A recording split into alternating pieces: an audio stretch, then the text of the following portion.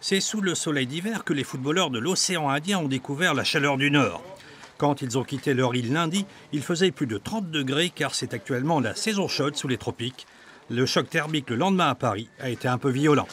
Arrivé aujourd'hui sur l'île, il faisait encore un peu plus froid.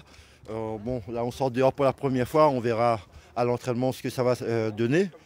Là on a en profité, on s'est un peu découvert pour essayer de s'acclimater, mais je l'avoue, c'est très difficile.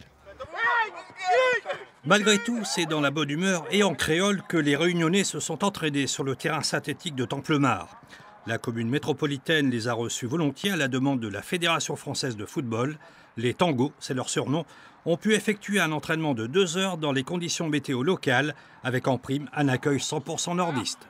On va boire un coup, je crois qu'on a prévu des galettes, hein, c'est quand même, et puis on a préparé des petites bouteilles de bière siglées Templemar pour qu'ils se rappellent de nous une fois qu'ils seront repartis à La Réunion.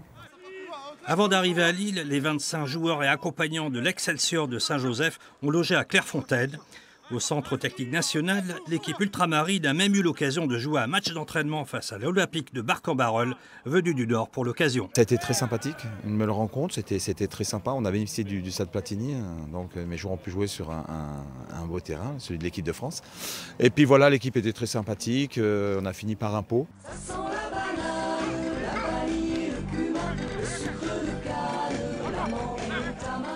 Clin d'œil pour le match qui les opposera au LOSC, le coup d'envoi sera donné par leur concitoyen Dimitri Payet, qui a joué dans les deux clubs.